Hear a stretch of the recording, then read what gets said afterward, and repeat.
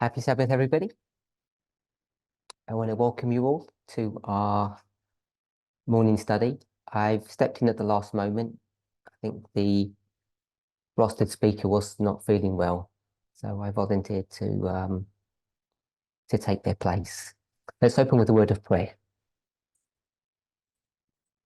Dear God, we thank you for your continued watch care over your people as we come together on this holy Sabbath day to honor and glorify you.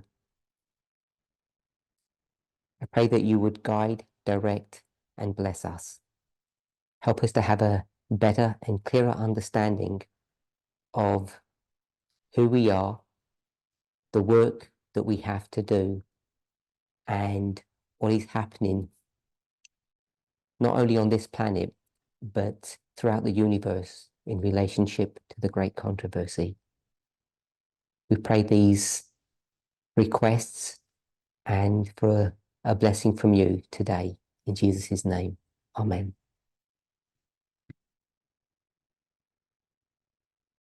I want to welcome everybody. Today, I wanted to have I guess I've called it an interactive discussion about one of the 10 risks that I think you've been going through in your group studies. So it's one that's already been discussed. And I thought we would look at this one because most of you would have a working knowledge or understanding of this topic. So it's risk number 3, if you're all familiar with that. And it's about the war in Ukraine. It's called Part 3, Petitioned Ukraine.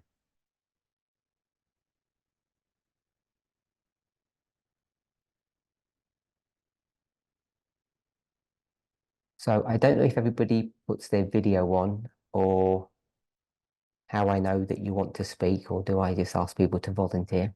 Or do I just see that you've unmuted yourselves? Okay.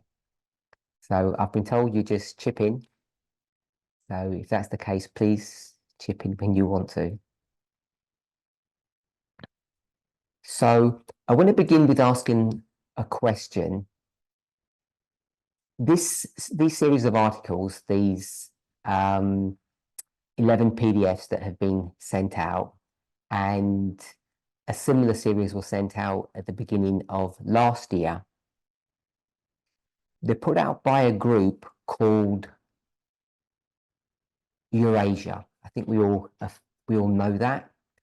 Can someone tell me who the Eurasia group is? So I guess we're all going to get onto our computers and do some Google searching through this study because we might not know the answer to some of these points unless you've already looked at it. So can someone tell me who the Eurasia group are? From my recollections, Elder Parminder, they are like a geopolitical consultancy firm. So companies will sort of contract or subcontract them to give advice on maybe a project they have, and Eurasia looks at the geopolitical situation and how it relates, and then gives them advice. So it's a geopolitical organization, company. Is that what you said? Yeah. Okay. When people respond, if they could just tell me their names, because sometimes I can't either see who's done that, and I'm not familiar with people's voices. So I know that was Ray. So this is a company that was set up in 1998. I guess you're all probably on their webpage by now. And the purpose is, can you remind us, Ray, what you said the purpose of this company is? So they are a consultancy company. They'll give advice. Say, like, I have a company, I want to go do something I have a project I want to start in Indonesia. I'll contract them to give me advice on the geopolitical situation and things I need to understand to get my project running in Indonesia. Okay, so does anybody else want to give a comment of the purpose of this company? What does it exist to do?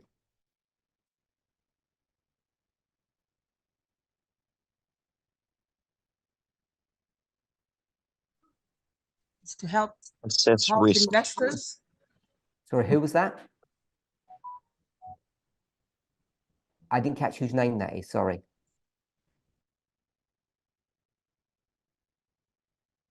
I heard a female voice. There was a female voice first. Who was that?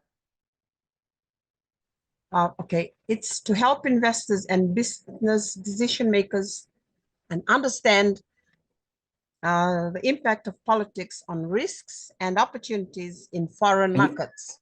Are you reading it or paraphrasing? Reading. Yeah, if we all paraphrase as opposed to just reading what's on a web page, so that we can explain in a simpler way to the rest of us who aren't reading. I'm not sure who I'm speaking with.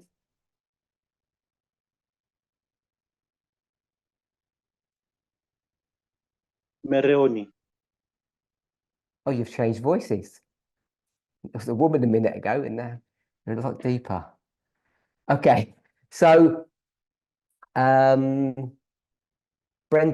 you said something? Yeah, I was just going to say it assesses risk to see whether the project is worth it or not. Okay, assesses risk. Moroni, could you just summarize what the purpose of this company is?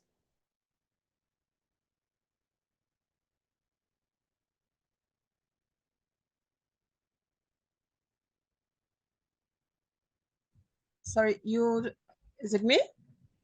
Yes, you read Okay. out something from their webpage. I asked you to just give a paraphrase in your own words what the purpose of this company is. It is to analyze political risk and consulting.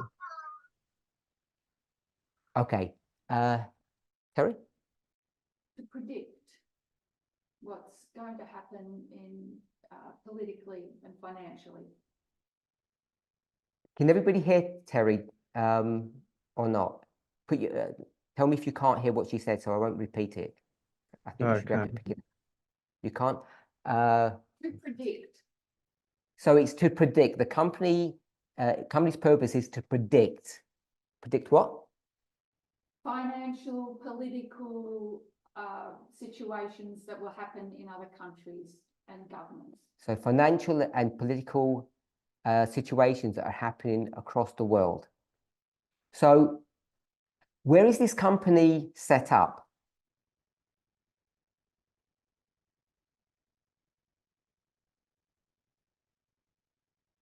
A Chinese company, a British company, a German company?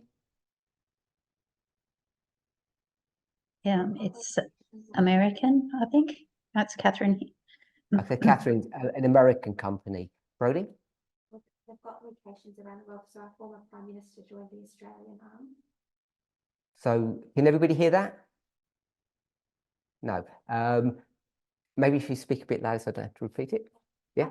I think it was Malcolm Turnbull that joined the Australian arm of the Eurasia Group, so former Prime Minister. Oh, yeah, so they're around the world, their locations, but perhaps they're based in the US. Okay. So they call themselves a geopolitical company or organization. So do we all understand what geopolitics is? Catherine, give us just a working model of what the term geopolitics means.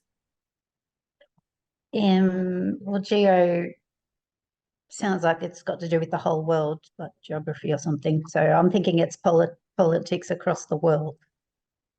Okay, so we'll go with that. We'll go with there are organizations that set up to understand and share the different politics across the world. So they began, as we said, in 1998. They're an American firm.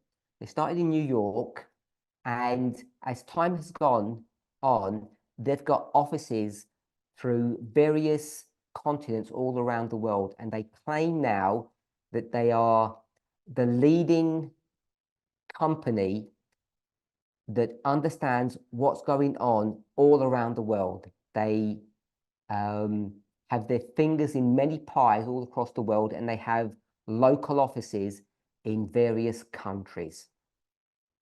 So we spoke about companies having projects, and they go to Eurasia and they ask them, we want to do something in Uzbekistan, and we don't know what the climate is, the political climate in Uzbekistan. So they're going to go to the Eurasia group and ask them to give them a report so they know how to, so they don't make any mistakes when they do some project. Is everybody okay with that sort of definition? Yes, but can I say that apparently at least two the members in the admin section, they should know at least 2 or 3 languages, and they deal with the language barriers and cross culture. I just saw that and then. Yes. So if they're dealing in various parts of the world and they're going to interact with either government agencies or private organizations in those various countries, you'd expect them to know the local customs, the local language. Is that a summary of what you've said, Josephine? Exactly, thank you. Good. So we've spoken about projects, but the other thing that they claim to be specialists in, or consultants for, is not only businesses, but they're also financial institutes or financial institutions. So this whole company, when we talk about geopolitics, is really about helping companies, whatever their business, whether it's financial or infrastructure or materials, whatever the business is, or even commodities, to make more money. That's their whole purpose, is just to help these companies make more money. Does anybody want to have a comment on that?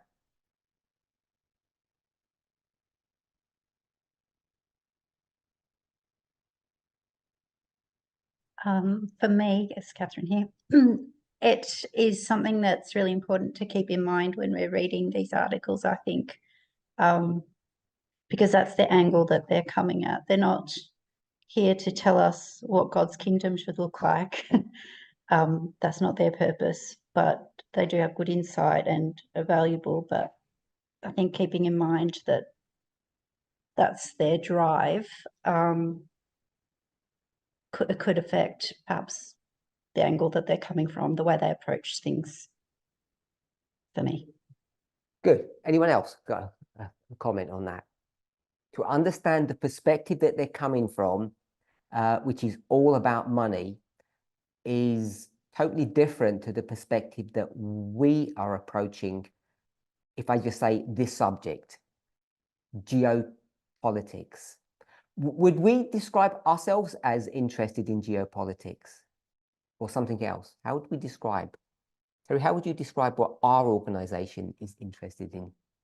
Geopolitics or something else? Without saying the kingdom of heaven, which is, I think, kind of what Catherine was saying. Yes, because we're interested in the rise and fall of nations. So did everybody hear that? Did anybody not hear that? Okay, so I'm going to assume that when Terry and Brody raise their voices high enough, you can all hear, so I'm not going to repeat it. So Terry has said, yes, our actual interests align closely because this movement is interested in geopolitics, and she's used an inspired phrase that speaks about the rise and fall of nations. So we could go to Daniel 2 and the feet and the 10 toes, iron and clay, and it speaks about those kings. We could go to Revelation 17. The kings are doing a dance with that beast there. In fact, they are the beast.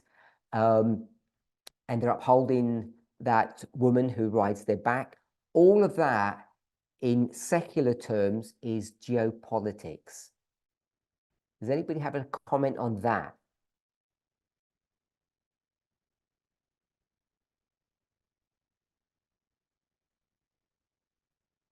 No? Okay, that's good. So if you look at the 10 subjects that they bring for this year, they're very similar to the ones that were discussed last year. Does everybody knows what a red herring is, I presume? It's a false flag. It's something that really isn't an issue, but many people believe that it is an issue. So everybody's okay with risk number 11. It's basically saying, don't worry about those things. They're not really of interest. This year, This year, But potentially next year. but potentially next year, in the future, they could well be. Okay, so if you look at those 9 options, because the number 1 is an introduction. No, it's 10, sorry, because the introduction was 0. It speaks about the United States, the Middle East, what's happening in Europe, technology, AI, China, and then it goes on. So some of these issues are about commodities or materials. Some of them are about climate, and some of them are about countries, and others are about certain types of businesses. Does anybody want to make a comment on that? So is there anything that they are interested in that we are not interested in, or vice versa? Are the subjects that we're interested in that wouldn't be part of their remit, their existence, the purpose that they were created for? Are we fully aligned with them, or do we have differences? We've already spoken about our perspective, the reason why we are interested and the reason why they're interested. They're interested in making money, and we're not, because we won't make any money about whatever's happening in the world.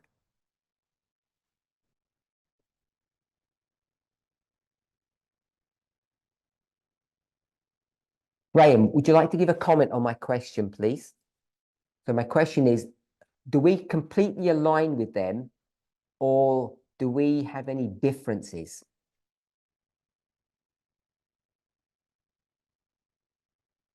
I think we have differences. I don't think we're completely aligned.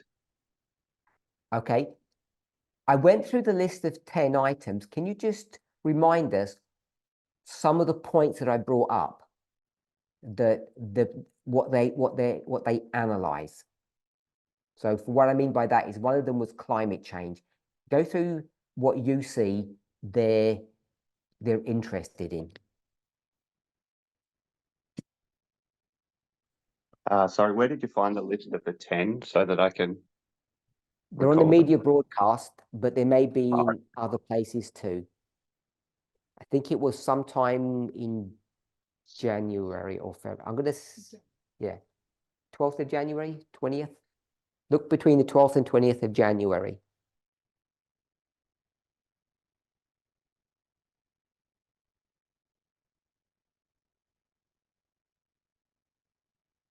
If someone else wants to pitch in, go ahead.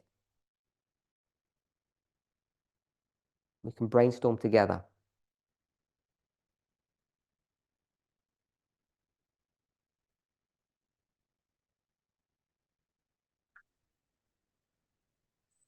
You mentioned climate. This one. Okay. Climate. So they're interested in climate change. We'll say them. and us. So they're interested in climate change. And are we? Catherine? Yes. Okay. Someone else?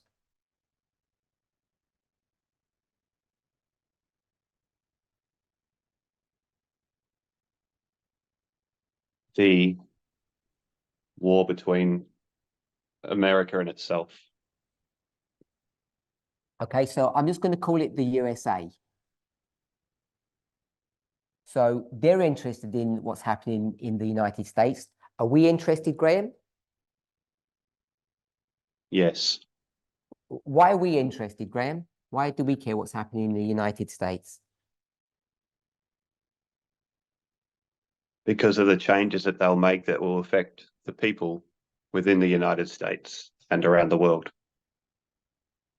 Why don't you care about Uzbekistan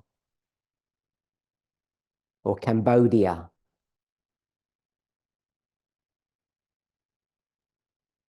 As We a do, but priest. we focus more on America because of their sphere of influence, because of the flow-on effect will be far greater in that particular country. So we only do it because they're a bigger country.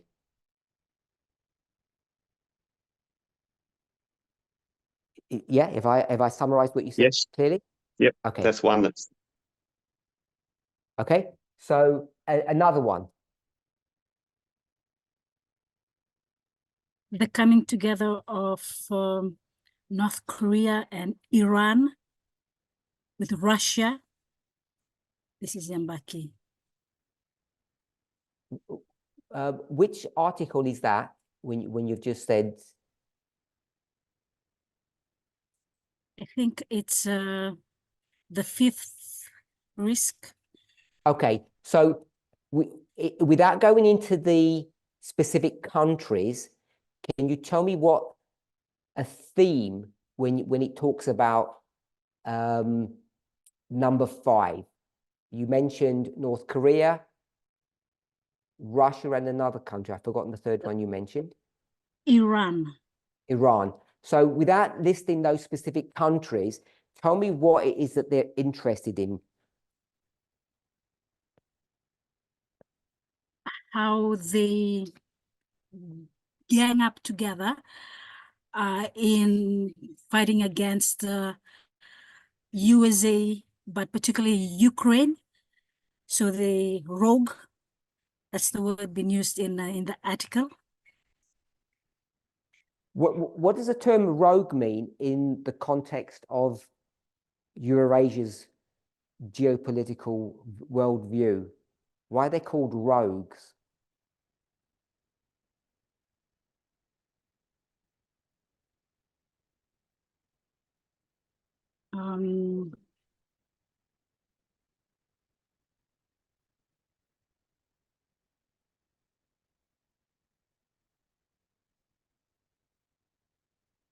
How they violate international laws.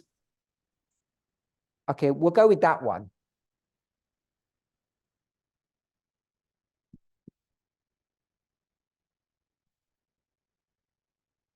International law or norms. So they're interested in that. Are we interested in that?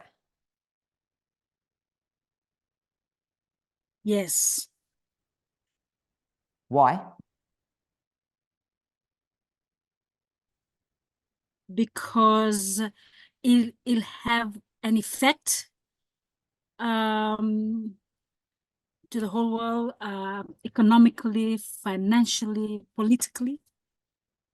Okay, so they're not rogues because they're anti-American, because all the 3 countries that you mentioned are all anti-American. Is that why they're rogues?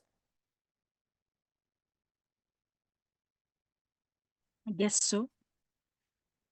Okay, so it's not about international laws or norms then. It's if you're anti-American, you're a rogue.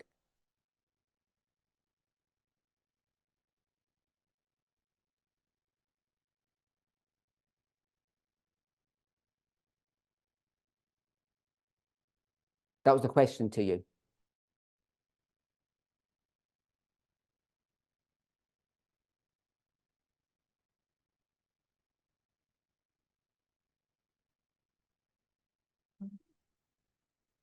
Are you there or are you thinking? I don't know if I lost you. I'm thinking, Okay. I'm thinking.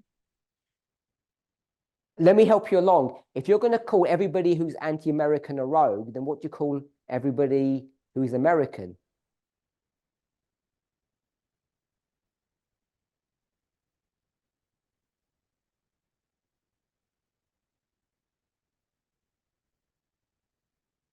So I'm looking What's at the this definition of word rogue. So Tell me, it means just tell me what the opposite of rogue is. Tell me what the opposite of rogue is.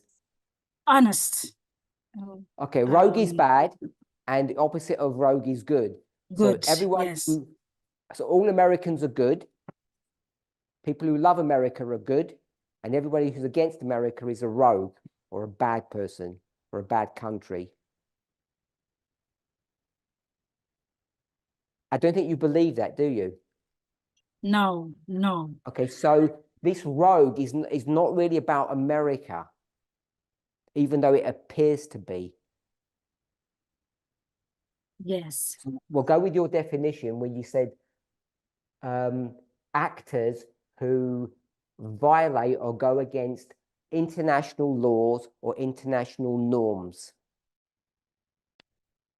Another one. What else is EuroAsia interested in? Ungoverned AI. Okay, so It's let's Brendan. call this. Who was that, by the way? Brendan. Brendan. So I don't want to call it AI. I don't want to put AI there. I want to make it more general. Information war or information. We can't call it war. Oh, it's information. Okay, so this company is interested in information. So I'm going to call it the latest development because they're not Yeah. interested in books, are they? Books is No. information. The latest developments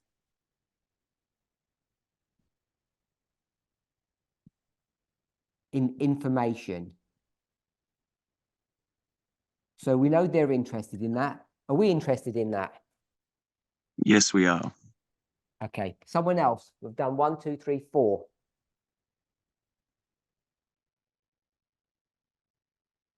Middle East on the brink. It's Marie speaking. So it's not the brink. We'll just call it the Middle East. So they're interested in the Middle East. I guess that's the middle of whatever's on the east. So they're interested. Are we interested in the Middle East? Yes. Anything else?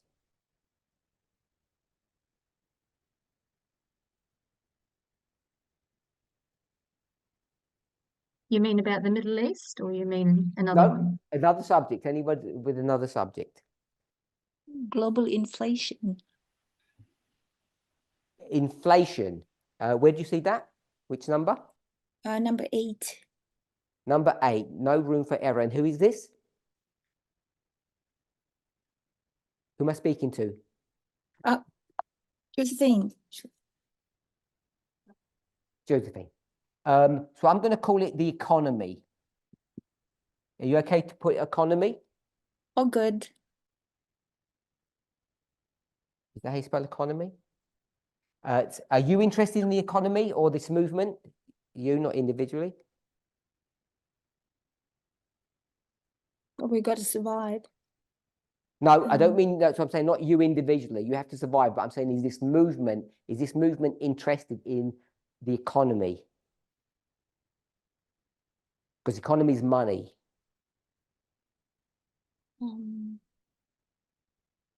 Well, you got to have money to run Just the... yes or no. So tell me what is yes. this movement interested in economy? Yes? Yes. So Not this is the not about effect that your they do. personal finances. This is about the movement's objective, the movement's reason for existing. No. So no. So you're saying we're not interested in the economy. Anyone else? Any other issues?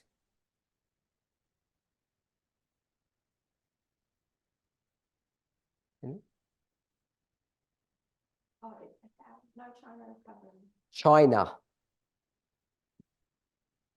So they're definitely interested in China. Are we interested in China, Brody? Yes. Okay, we're going to go with those. 1, 2, 3, 4, 5, 6, 7. So I can't remember who said that our interests, oh, Graham said that. Graham, you said our interests don't fully align with theirs. So I don't know if you agree with the economy as being an example where we don't line up, but could you give me something where we don't align with Eurasia? Because at the moment, it looks like we're in full alignment with them. Can you give me an example where we're not, Graham? I believe that you can use economy and say that we are interested in economy as a movement. That's my personal belief. Sure. Okay. So I didn't go break these down, but you're saying you actually disagree with, was that Josephine? You disagree with Josephine. So I'm going to not use that one as an example. So give me another one where we're not aligned with Eurasia. I don't have any. I wanted to see a difference because of our our principle of why we're here. So you they're never driven actually by. believe that we were different. You just want to believe that we're different. I wanted Is to that- see something different because we're not driven by money. Yes, you're correct. Okay. And you wanted Brody to show us that, or Lynn to show you that, or you just wanted to believe it? I was hoping someone would dig me out of the hole, but they did not.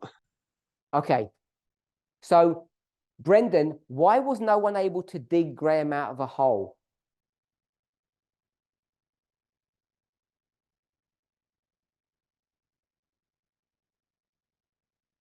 Are you there, Brendan?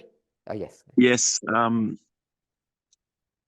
I guess we methodically went through each one on the surface, and yeah, there was none that appeared to.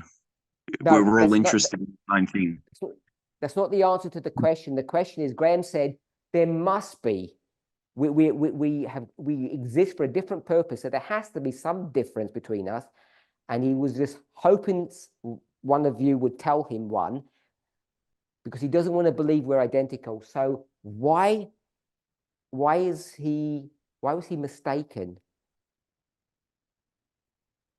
Because this movement is very interested in external events. Marie. So because the movement is interested in external events, and so is Eurasia.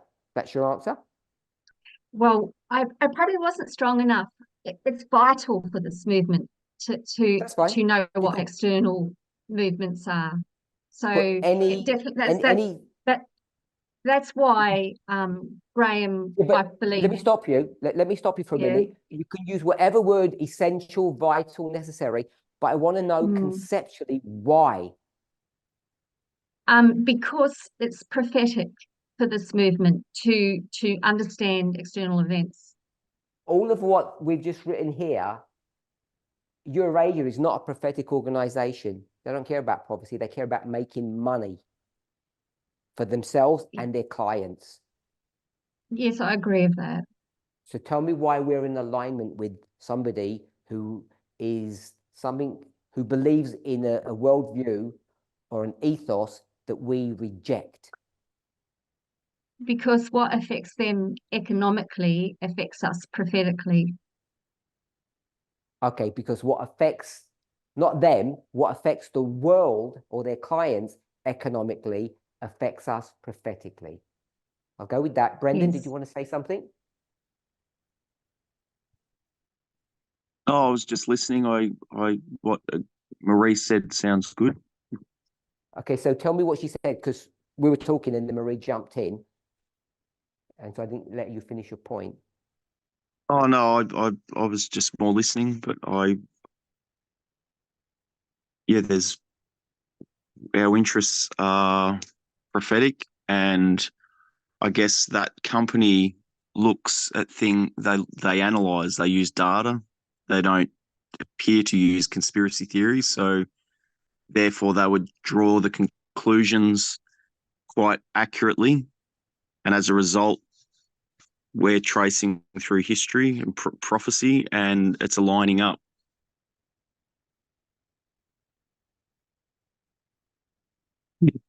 I think their clients would be a bit disappointed if they started using conspiracy theories and false data.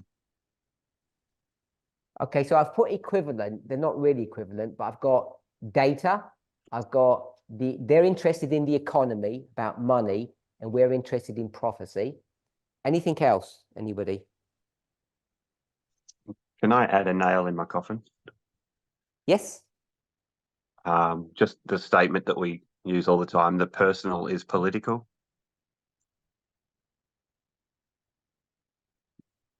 And what does that mean in this context?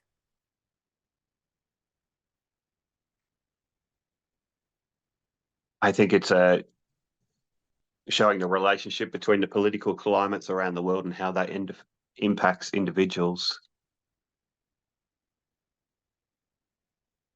Great. We missed one because I said we're doing number 3. No one gave me number 3. Unless I missed it. And it's here. Who wants to volunteer what number 3 is? We put on our list. Petition Ukraine. Ukraine.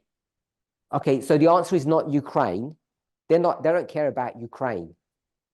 Ukraine could go down the tube and they would go to Poland. They say, don't put your money in Ukraine, put your money in Poland. So it's not, the answer can't be Ukraine. Because Ukraine Threat of doesn't Russia. factor in like the USA. Ukraine doesn't factor in like China. So I'd like a different answer than Ukraine. The threat of Russia. Sorry? We'll go with Brendan. I didn't hear what you said. The threat of Russia. Okay, so you want to put Russia there. Yes, please. Okay. Anyone else? Ray?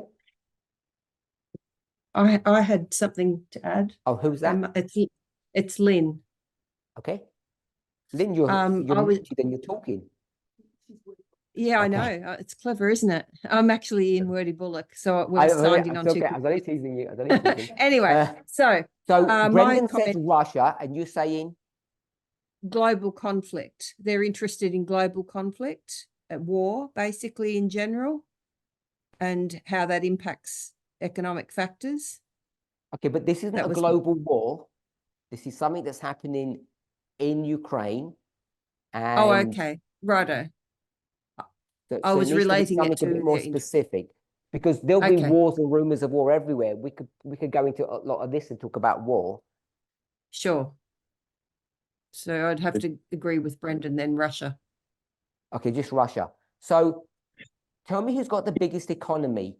You'll probably get the because it's a trick question. Italy or Russia? Who's got the biggest economy? The bigger economy? Russia or Italy? Russia. Who said that?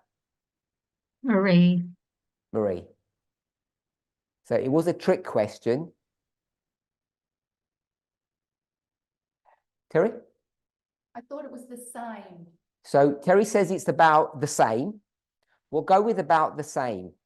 So Marie, if you were to compare Italy, I don't know what you know about Italy, to any of the other major European countries, where would you rank Italy? Top, middle, or bottom? For the economy, Economy, yes. I'd say bottom. Bottom. So if we're going to say Italy's at the bottom, and we'll go with Terry's response, which is an accurate one, that Russia and Italy, depending from year to year, it varies, but they're about the same. So Russia is not a significant economic country. It ranks really low in, if you say, you know, who's the richest country, who has the most economic influence, all of those metrics, it comes really low. So Brendan, why do you want to put Russia here for? If Russia is just like a too big country?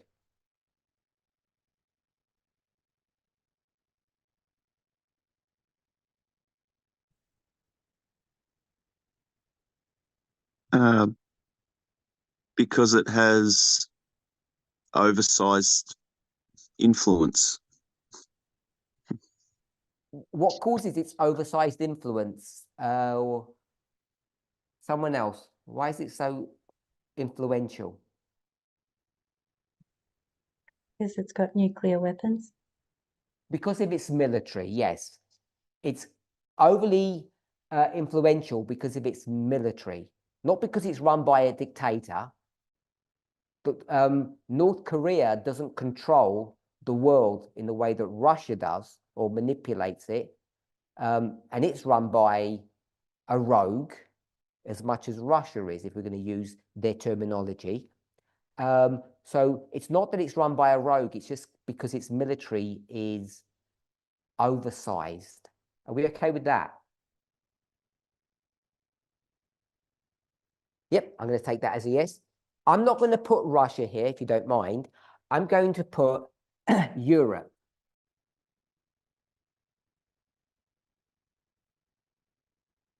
I'll put Russia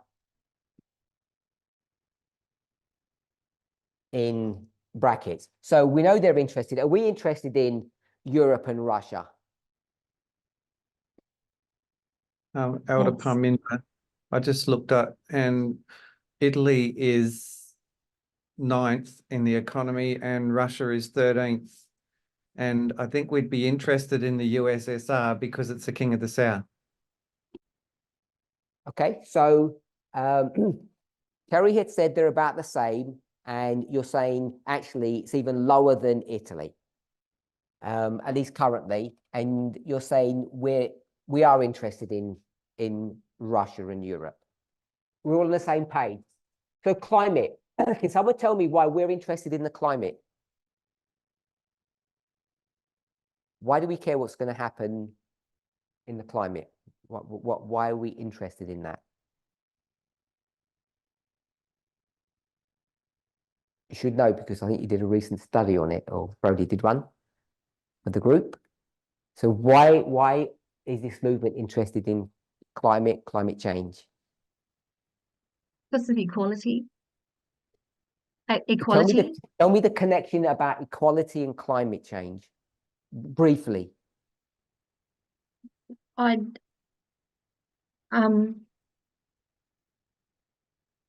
wasn't part of that study, so I just have to say what I assume, which is that it affects the lower class, it affects the poor, and it affects women more than other people. It affects women more than other people. It affects, yeah, and it affects the poor and the third world countries. So I've got poor, and it affects women. So it affects women more than children? No, it affects said the more than women and other the people. children. So you'll put women and children together. It affects the poor countries, the third world countries, more than the other countries. I put poor. Oh, okay. And I put women. Okay. And children would go with the women. And children. Hmm.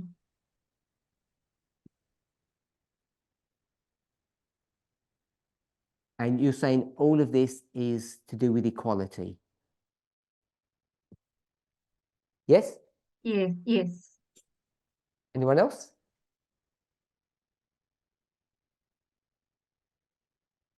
I take it we all agree with that? Nobody wants to add anything? So USA, why are we interested in the USA?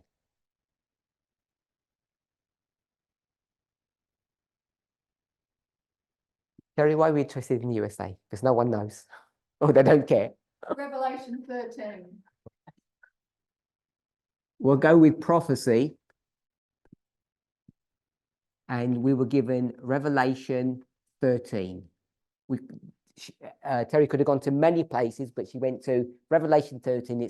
It's the, I guess, the go-to verse or chapter that we would look at. Saw a second beast rise up out of the earth. That's why we're interested in the USA. It's not because they're big, not because they're the best. And even the term glorious land can be understood in various ways from Daniel 11. But they're a subject of Bible prophecy. That's why we're interested in them. International laws and norms. Why are we interested in those?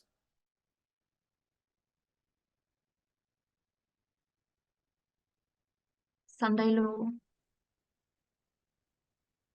I need a bit more than just the Sunday law. I'm not sure what that would mean. 1 second, Marie. Brody? I'll give you International laws, a bit louder. international laws, norms, and institutions generally promote equality.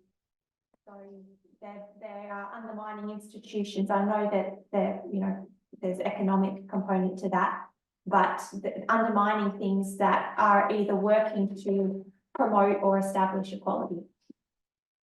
So we're here. Where was the rogues? This is the rogues, yes? That's what I thought it was. So international laws and norms, we're interested in it because they promote equality.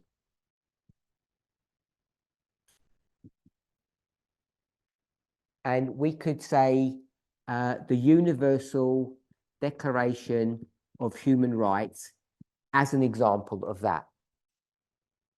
So anybody want to comment on that?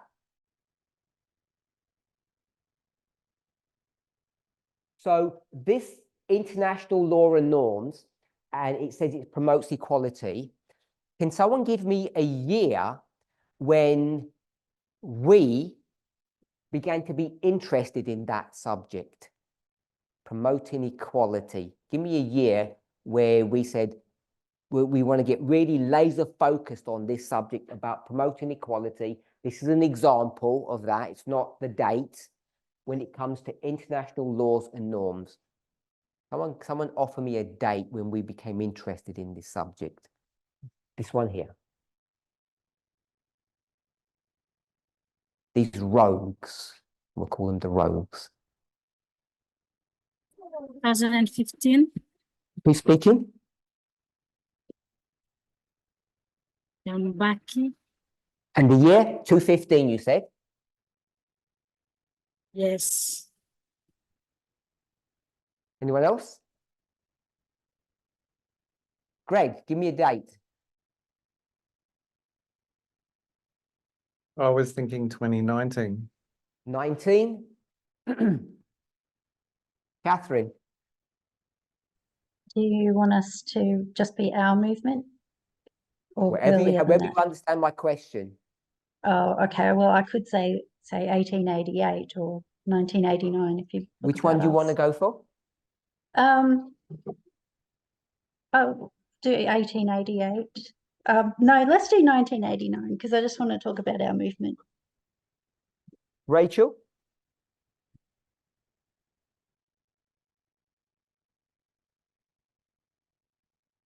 Are you with us, Rachel?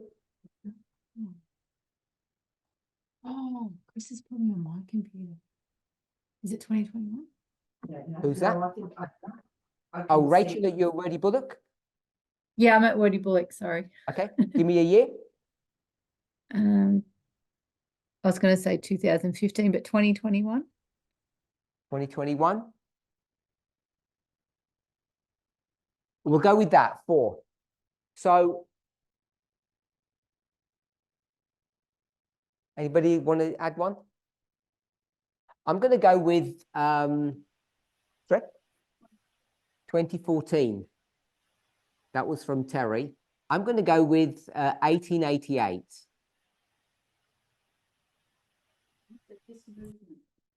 Okay, so Terry said, I've tricked you by saying this movement, and I wanted to know how we would view that. So if I had said another term,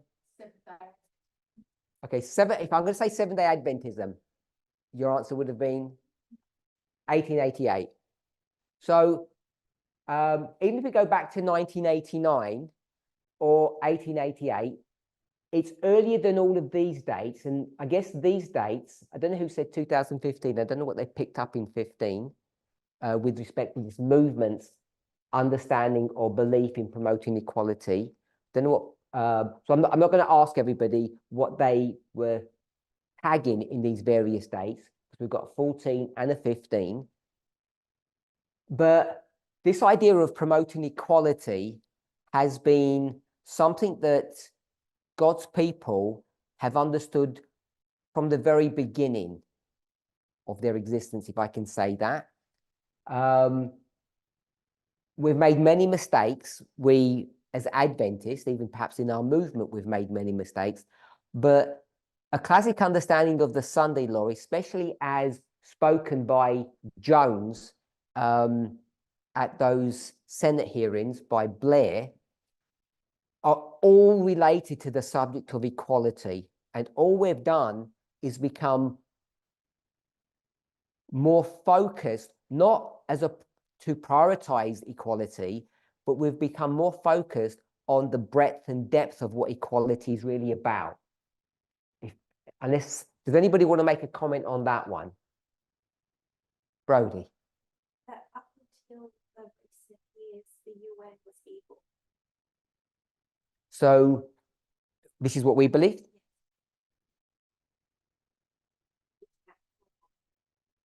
So up until recently, we used to think that the UN and the EU were evil organizations. So that means we didn't really believe in that Declaration of Human Rights. Okay. And why do we believe they were evil, Brodie? Because prophetically we had an incorrect understanding of their role in prophecy. Did everybody hear that? Anybody not hear that? No, we can't hear the last couple of things that Didn't Brodie said. hear. Okay. So we had an incorrect understanding of the UN's role in Bible prophecy. Brodie, where do you see the UN in Bible prophecy?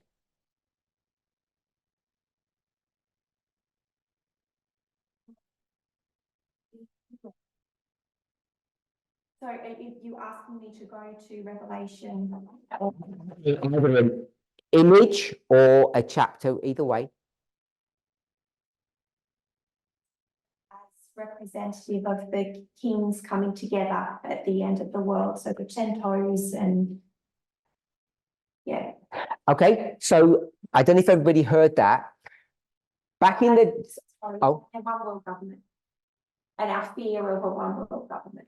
so back in the day, when we used to look at international law and norms, we used to look at it through the lens of Daniel and Revelation, and depending on what story we're talking about, it's the rulers of the earth. In the Bible, it talks about the kings of the earth all coming together. And when they all come together, why are they all coming together? Let's anybody want to give a quick answer? Why are they coming together? Who's gathering the kings? Who's Islam. that? Islam. So Antonio said Islam. Yeah. I'm going to suggest no. There is another story that brings the kings together with respect to Islam, but not this one. Anyone else?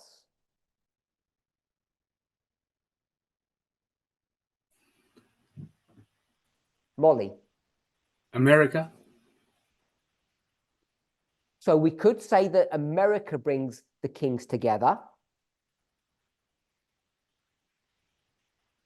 Anyone else? Terry, quick answer.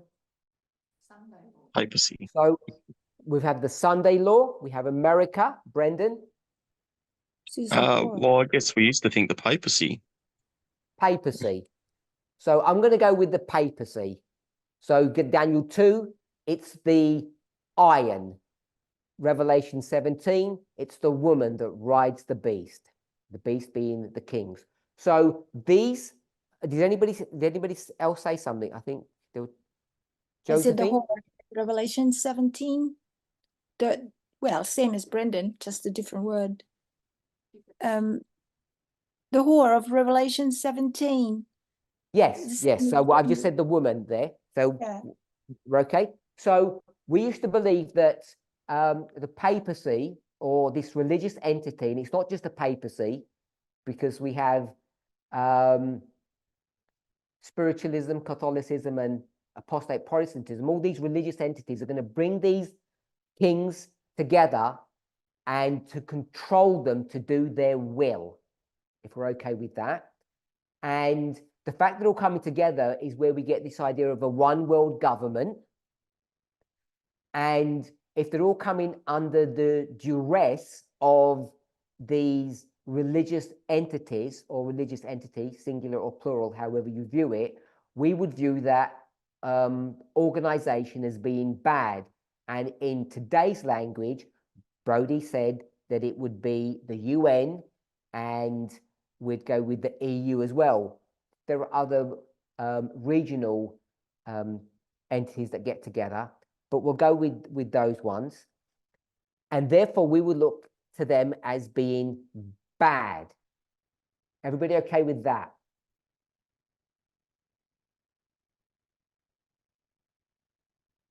Good. So, latest developments in information. Why are we interested in that for? Why are we interested in AI or the internet or these new technologies all to do with information? Why are we interested? It's Brendan, one of the foundational messages of the Midnight Cry, which causes, That the can't be an rising. answer to say it's part of the Midnight Cry, because my question is. No. I'll carry on then. Sorry if I interrupted you. Yeah. So, well, it causes America to defeat itself and Russia to fall and rise over the past, winning the minor battles. Let's not go with America or Russia. Give me a more generic understanding of why we're interested in the latest developments of information.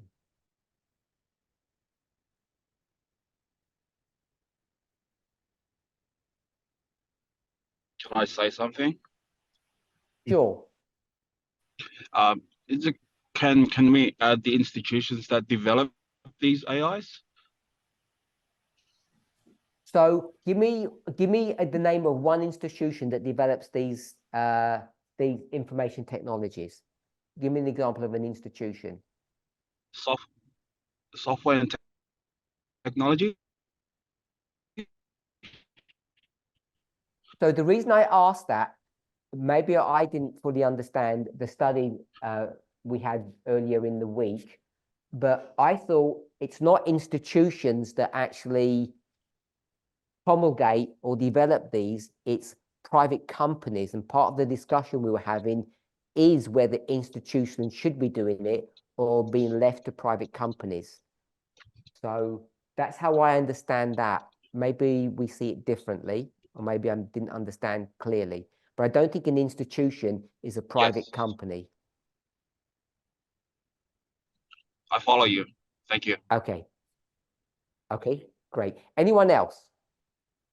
Isn't World War III? We'll go with Catherine first and then Greg.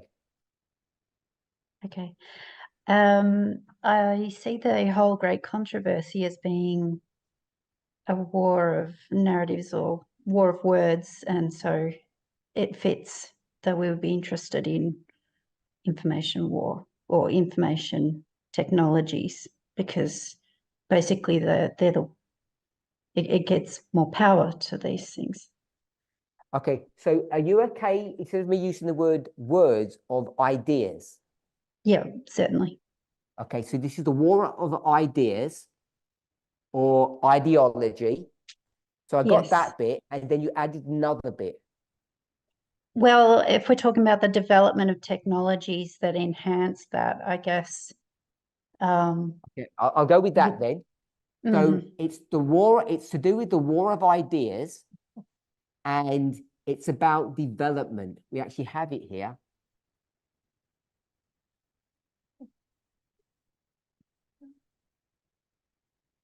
Greg. Oh, I just said that World War III is an information war. Okay, so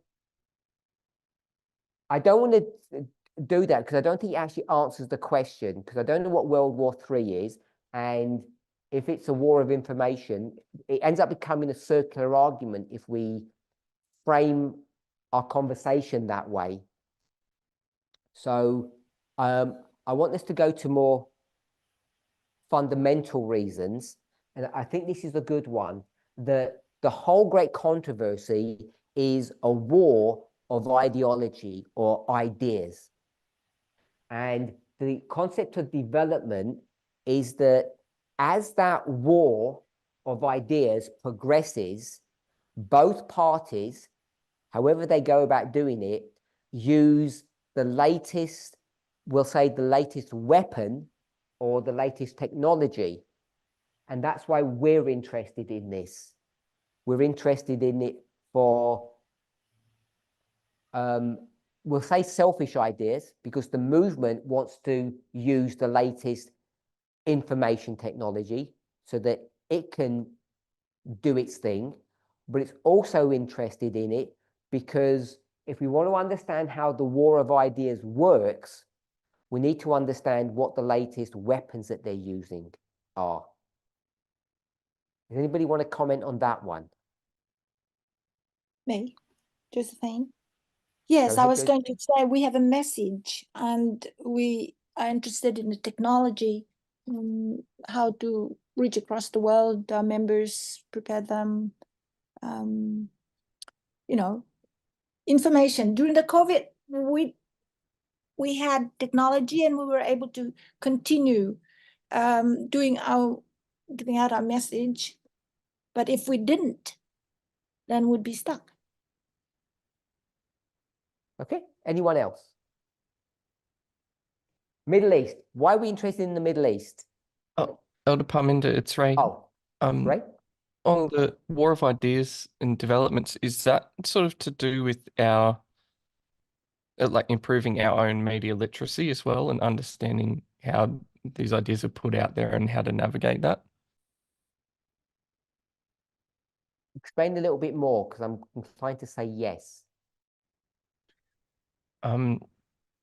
So I'm not sure if it was like actually presented in studies, but I know there was a online, I think the YouTube channel is called Crash Course, that was recommended to me a while ago about media literacy and navigating news and things online. I want to stop you. Can you try to keep it simple so at least I can understand, if everyone else may understand what you mean? Tell me what it's to do with this subject and the point that you want us to understand. Sifting out fake news from real news and understanding what's truth and what's rubbish. Okay, so the latest, it's not just a latest development in information, it's how to understand information. Or you've used the word sifting, it's the term that we use often. We need to understand information, understand what is truth and error. And you've said fake news and true news. So it's basically to understand that in this war of ideas, people are going to use information or techniques of information sharing that will deliberately try to obscure the truth. And we need to become familiar with that. So it's not just the tech bit of it. It's not just going on to ChatGPT or Google or understanding how Zoom works. It's also understanding how we're all manipulated by the words that people use. So we need to become much more intelligent about that. Is that a fair summary of what you've said? Yes. Excellent. The Middle East. I can't pronounce his name. N-A-G.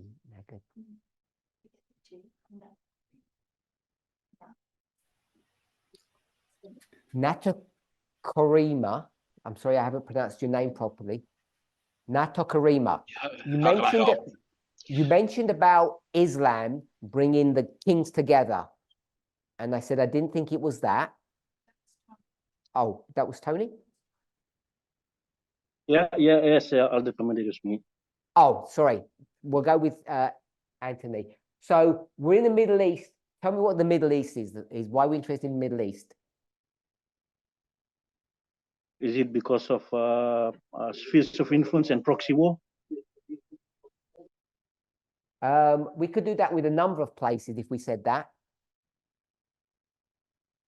Islam. Let Anthony do it. Islam. Antonio, I'm sorry. Antonio, sorry. Tell me about the Middle East. Islam in Bible prophecy. Okay, I'm gonna need a little bit more than that. Okay, it's just a war between the king of the north and the king of the south, and them using the Middle East countries in order to for their spheres of influence, for proxy war. So I've got radical Islam in prophecy. I've got that one. What else? King of the south and king of the north, they're using the Middle East for proxy wars in order for them to have influence in areas that they want to have influence in. Okay, I've got King North, King of South, proxy war. Anything else?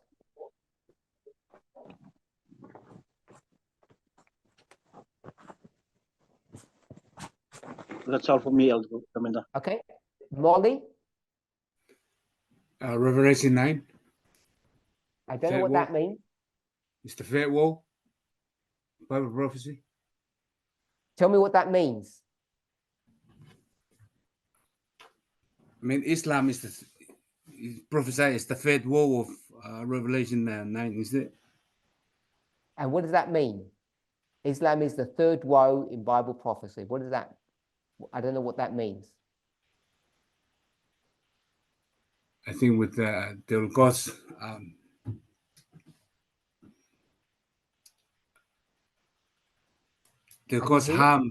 They'll cause harm to God's people through information and.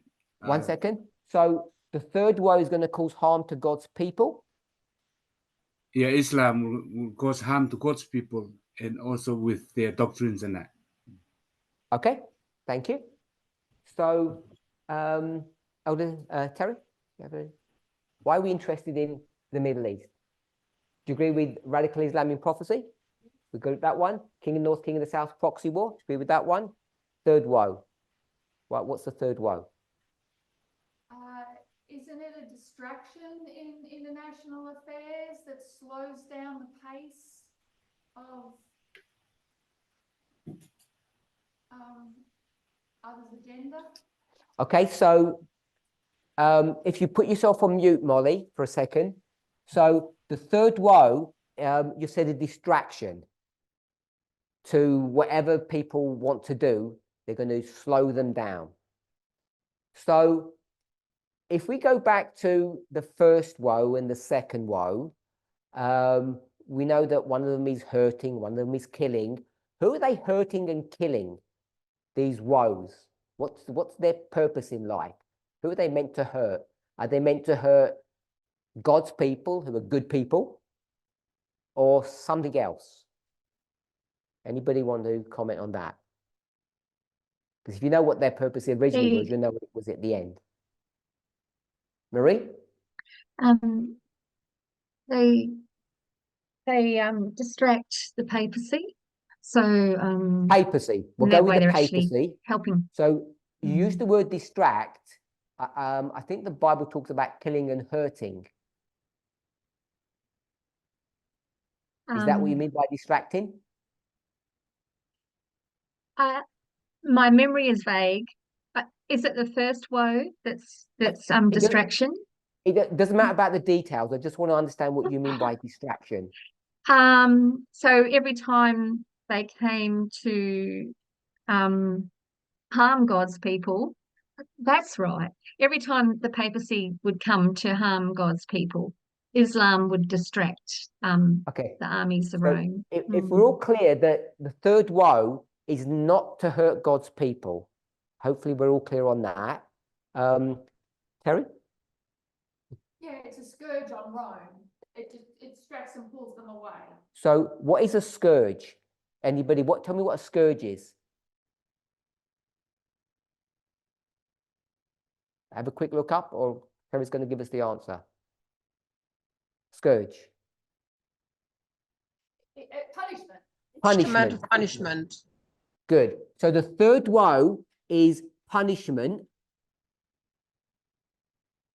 And punishment against whom? It's not God's people. The infidel. The infidel. Those that are not Persecutor. 1 second. So it's not the infidels. Antonio, you said what? those that are not sealed. Those who are not sealed. That may be correct, but I'm not sure who that is. Marie already gave us the answer, by the way. Catherine? Oh, I said the persecutor who's persecuting God's people. Okay, the persecutor. So Yeah. I'm just going to, for shortness of time, say it's Rome. So it's Rome 1, Rome 2, Rome 3. It's always Rome, who are the persecutors themselves of God's people. So they're the ones who are going to be punished for doing something bad. And I know we don't talk about it much, but there's lots of intricacies in all of that. Because Rome punishing God's people, is that a good thing or a bad thing?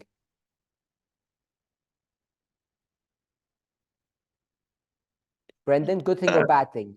Bad? Bad. It's a trick question because it depends. Is Babylon Rome? Yes, it is. Yes. And yes, is Babylon destroying God's people good or bad? it depends. Good. Yeah, Who told them to destroy God's people? God. God. So it's good. Yeah. So it's not that straightforward about Rome and its work, and then it receives punishment. So I just wanted to add that bit in without explaining it. So that's the third woe, punishing Rome. And who's Rome today? Who's going to answer? Protestant Who's America. Rome today? USA. We'll go with the USA. King of the North. Not the papacy. Hopefully we understand that. Don't know about the future, but today it's not papacy. One more.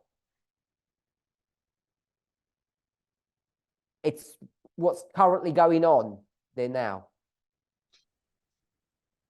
Josephine? Is it the Oh, we'll go with Josephine first. See that question again? I'm confused. I want another subject. Why are we interested in the Middle East? I'll let Graham speak. Yes. I was going to say it was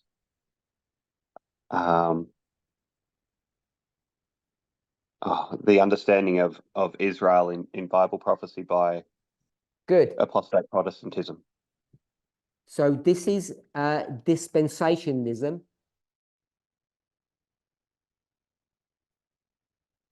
Hope that's correct spelling. So dispensationalism, this is an understanding of Israel, the nation of Israel, in Bible prophecy. And they call it dispensationalism. That's, I think, the Protestant term for all of this understanding, and how it's led people to come to do very strange things. So when people keep on looking at America and criticizing any president, the current one and the previous one and the one before, when it comes to Middle East policy, the reason why America keeps on dropping the ball on this subject when it never does when it comes to Europe. And we think of Europe, we think of NATO. It doesn't drop the ball on that because it hasn't got a prophetic component to its foreign policy in Europe. It's all about money and protectionism, self-preservation. When it comes in the Middle East, it's a different dynamic. And that's why we're interested in the Middle East for these reasons. So we'll skip ahead. Economy. Why are we interested in the economy?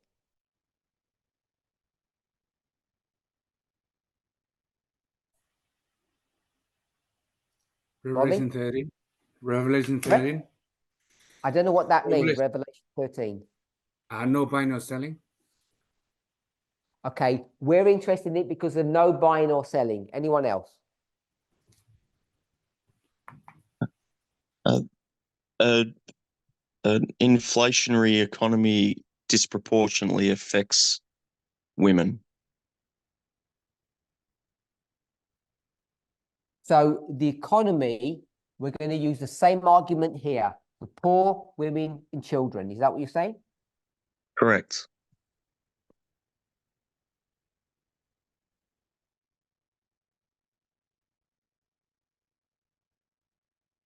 So that's why we're interested in the economy, because it affects poor, women and children, and equality. Why are Eurasia interested in the economy?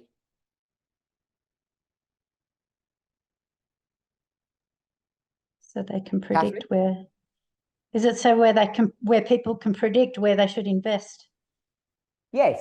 So they're interested in the economy because not only so that people can predict where to invest their money, they're also interested in it because if there is something going wrong in one part of the world, say we'll say poor countries or people whose GDP isn't very good, or whatever metric you want to use, it ends up affecting wealthier countries. So part of what we will discuss that in a moment as we end. China. Why are they interested in China? No, why are we interested in China? Sorry. Gary, why are we interested in China? Because its economy as well. That's the reason they've put it in there. Its economy is so large that it has one on its own. Why are we interested in China? Why do you and I care about China? You and I individually, as a movement. Why do we care about China? Because of its war with the United States. So we care about China because of its war with the United States. Lots of countries are going to war with the United States. Why are we worried about the Chinese war?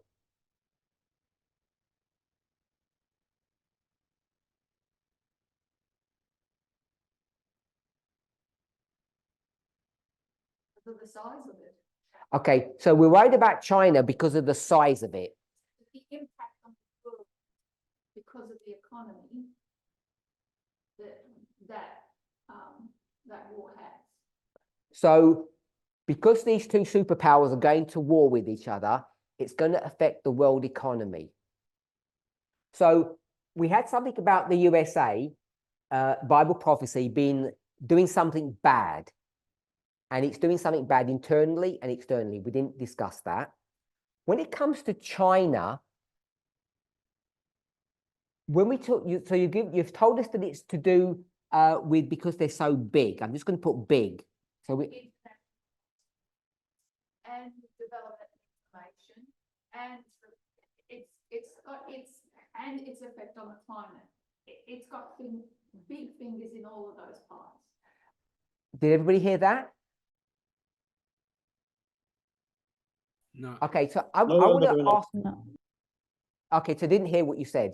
I don't want to repeat what you said. You said it well in your own words. China has its fingers in all of those pies. It is a major player with climate change, its relationship with the USA, the way it is also a rogue nation. It has its impact on information, interaction with all of the above. Okay, so I've summarized all of that to say that it's big. But I also want to give another suggestion. The reason why we're interested in China is because what we can do, I'm not going to say which one it is. I'm going to stick them together. We can compare and contrast, but it's mostly comparing China with whom? Who is China exactly the same as? Russia. Sure. Russia? Who said Russia? Brendan? Yes. Someone else? Said So King of the Italy. South. Okay, Molly? King of the South. Russia? Catherine? Italy.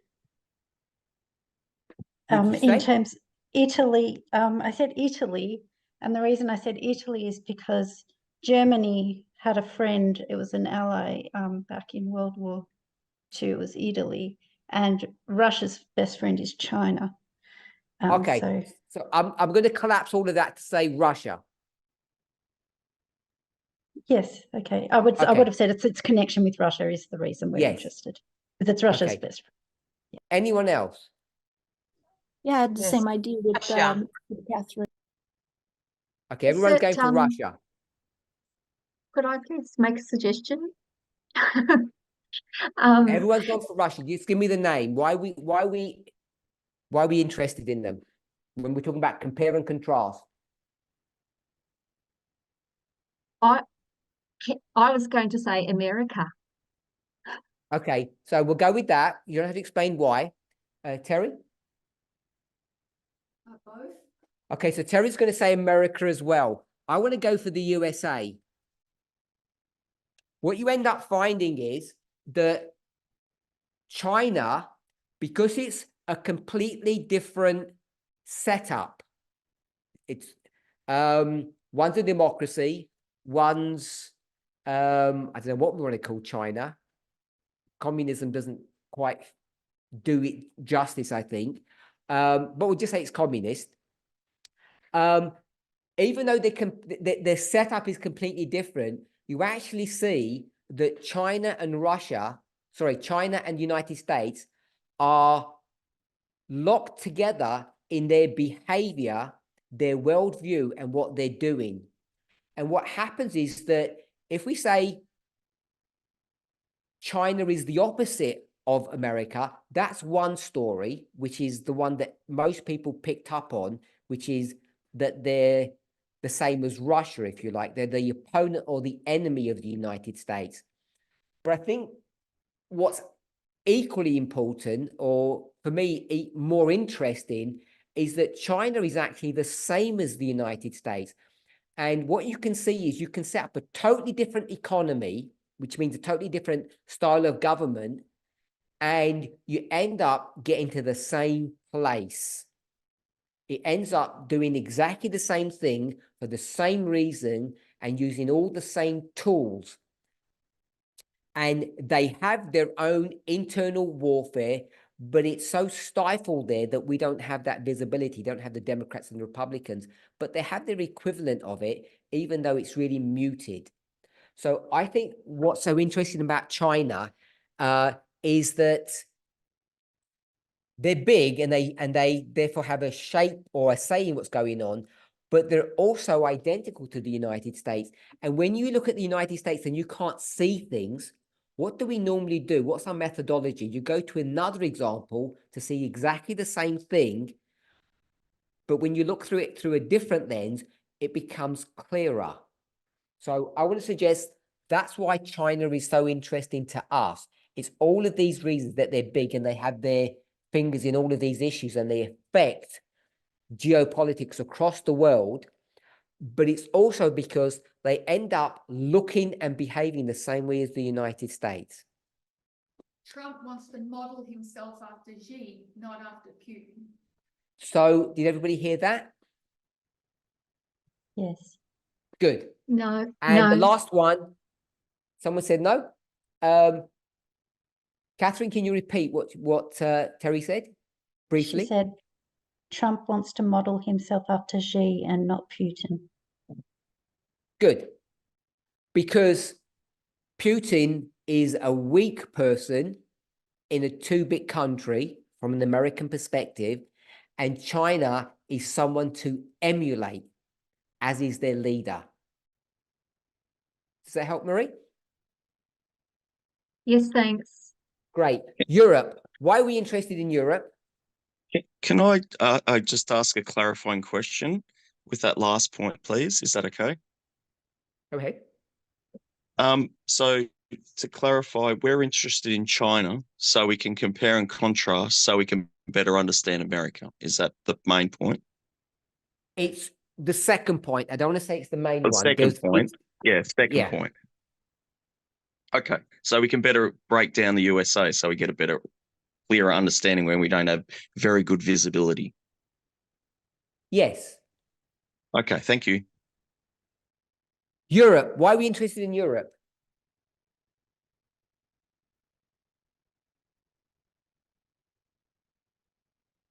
So because we're in a global world now, and that's where we see, I don't know, the United Nations, and I don't know, I feel like Europe is a really important power in the world today that affects us. Okay. So the United Nations is American based. It's not in Europe. Yeah, it is. Just because they're big. We're interested in Europe because they're big. Is that what you said? I'm sure it's more than that. I probably should have kept it quiet until I had a better idea of what I was going to say. It is it's good to speak. prophetic.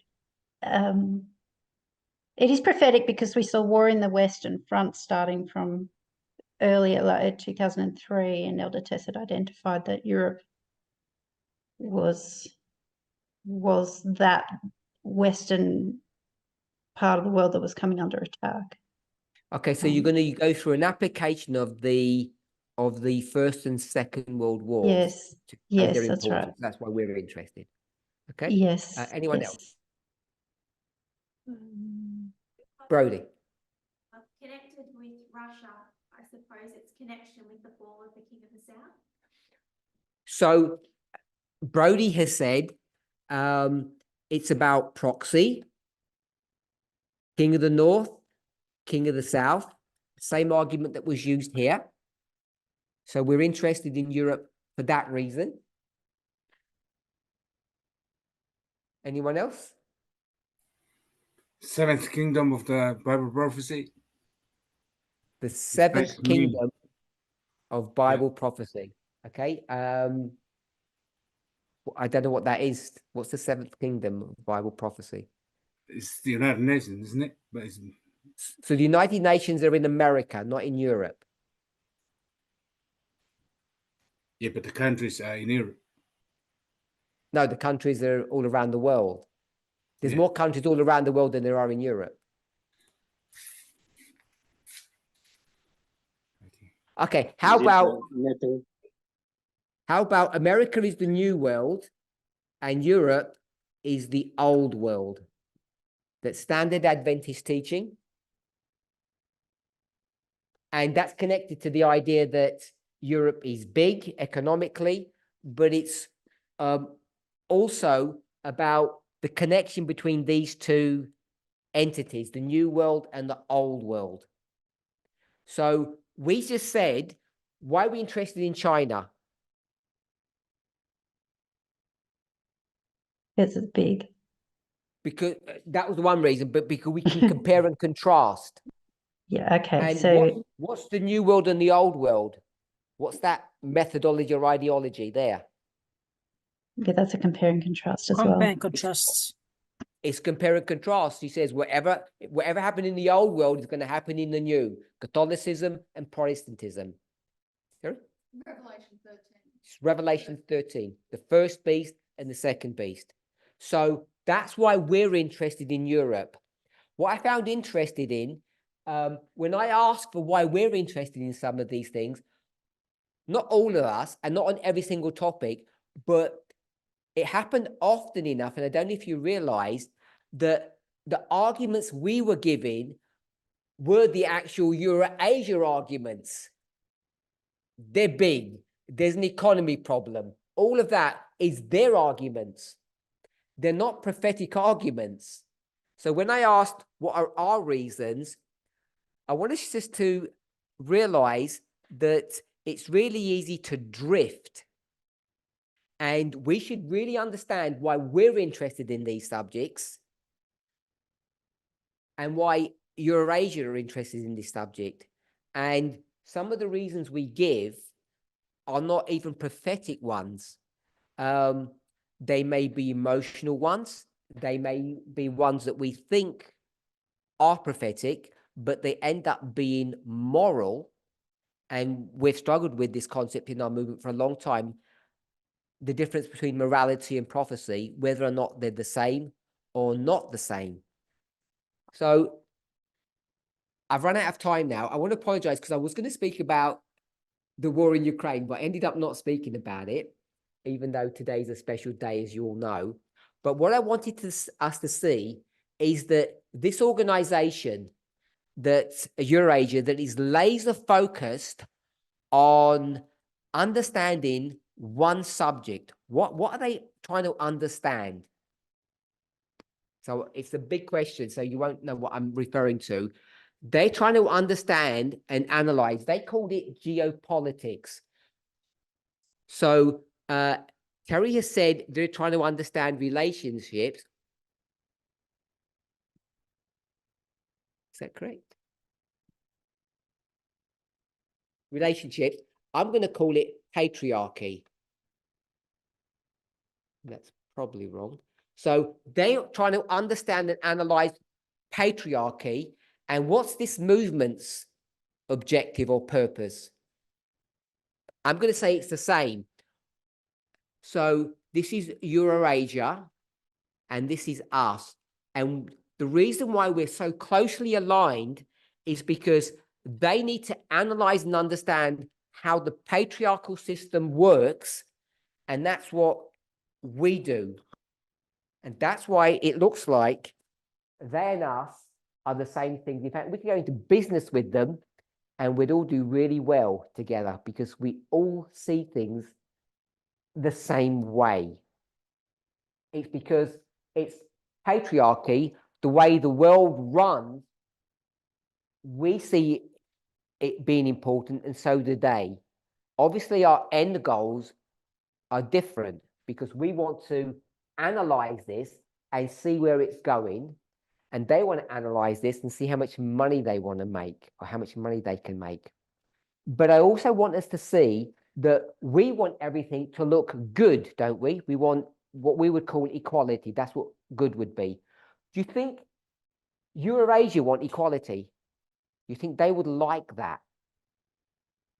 They would like that as well. Why would they like that, bro? Brody said yes, in case you didn't hear. Why would they want equality? Because of their personal world. Because they're made up of people that want good for. So Brody says they want equality because they're nice people. Terry? Because it would work, like the kind of. 1 second. Terry said because it works. The world currently works. It already works. So why would they want like equality? So Terry says it's not working very well. So Wall Street is almost at its highest S&P 500 than ever been. It works pretty well. Is that your only parameter for the world working well? So we're not asking my parameter, we're asking Eurasia's parameter. So the question I asked was, are they interested in the same goal as we are, equality? And I think people said yes. I would argue the reason that they're interested in it is because equality produces or promotes prosperity. And prosperity is on a number of different metrics, but they all gravitate to a higher standard of living. And what's been well researched when it comes to migrants, immigrants, when you have an influx of people from different countries come to any country, United States is an example, the country actually prospers, even though there may be some teething problems, and even though people think that their jobs are being stolen, etc. So the reason they would be interested in equality is because everybody benefits from that, and people benefit for different reasons. And we too would be interested in people benefiting economically, but we have other reasons that we're really interested in about equality, about fairness, and how people, the quality of life of their lives that they have. So I want to suggest the reason why this money-making business is interested in the world and looks at the world exactly the same way we do is because they want to understand how patriarchy works as we do, but what they would also like to do, and I don't think that they had the capability of doing that, and I don't think we do either, which is to influence geopolitics. But what they would really like is a world based upon equality or fairness or the rule of law, because it's the best way to make heaps of money. And we're interested in it because our focus, we might say prosperity, we may say good standard of living. We may not emphasize the money bit to that. We may emphasize respect and common decency, the way we treat one another. But they end up aligning really well with one another. So I want us just to see that, because the Bible talks about money as being the root of all evil. And if we were really all serious about making as much money as we wanted, as we possibly could, we would actually all promote equality. And it's not the truth that survival of the fittest, the rich get richer and the poor get poorer, actually help people, because the rich could get a lot richer if they actually made the poorer wealthier. And that's been proven over and over again. It's bad science, and it's actually a satanic principle. So I just wanted to see that in our conversation today. I've run out of time. Does anybody want to comment? Otherwise, I'm going to close. I'm not allowed to ask you to comment. So we're going to close with prayer.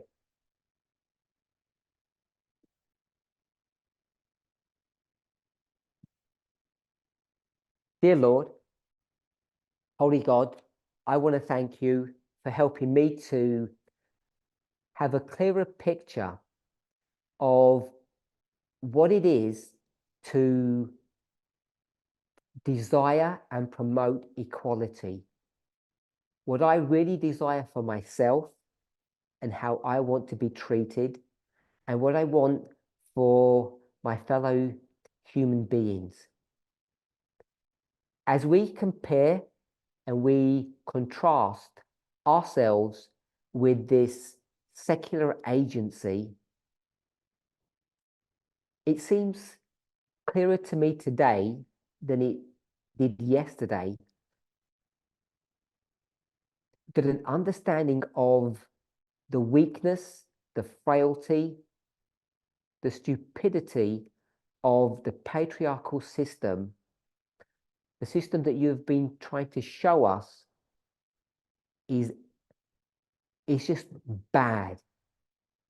That it's taken us so long to realize that if we really desired equality, if the world really desired equality, the world would be a better place, which is what everybody wants, whatever our reason for desiring that, whether it's health, whether it's respect for ourselves and for one another, whether it's economic security, whatever metric we want to analyze between right and wrong, we realize that the solution is always equality. I find that comforting, and I want to thank you for bringing this understanding clearer to me and hopefully to each of us. In Jesus' name, amen.